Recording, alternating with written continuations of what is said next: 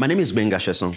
I work with Paradigm Initiative, and we are in Yaoundé, Cameroon today for the Dream Cameroon session.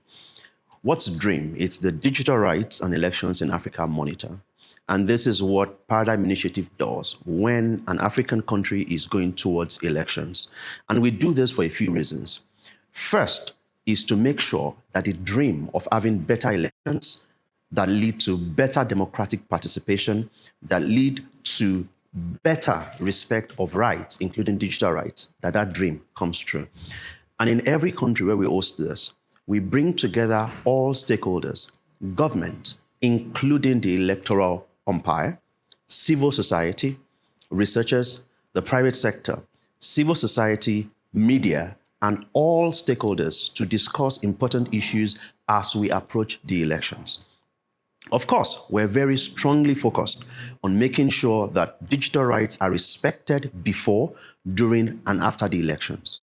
In any country where the internet has been shut down before or may have a potential to shut down the internet, we have frank conversations about the need to keep the internet on before, during, and after the elections.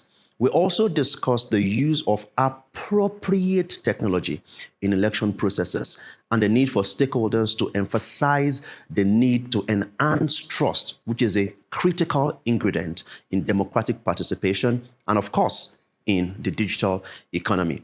For Dream Cameroon, we're excited to have had a very frank conversation about what needs to be done before the October 2025 elections in the country.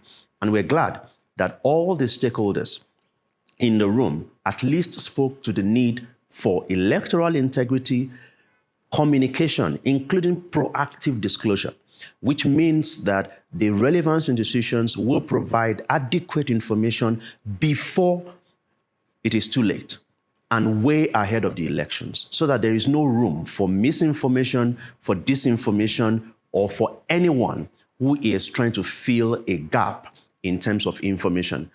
At the end of today, in Yaoundé, we trust that all stakeholders will agree on at least 4 things. Number 1, that Cameroon will not shut down the internet during the elections.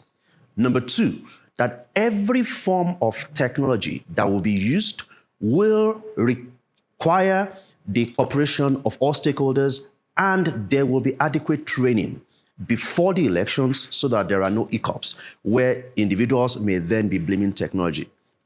Number 3, that civil society as a group will work with other stakeholders to make sure that citizens are aware of their responsibilities and their rights, including their digital rights, before, during, and after the elections. And number 4, which may be the most important, that all stakeholders will work together to make sure that lessons from previous elections, especially when it comes to adaptation of technologies, including lessons from other countries in and beyond the region, will be used to make this a better experience for Cameroonians who are registered to vote, and that will improve voter turnout, voter participation, and trust in the process.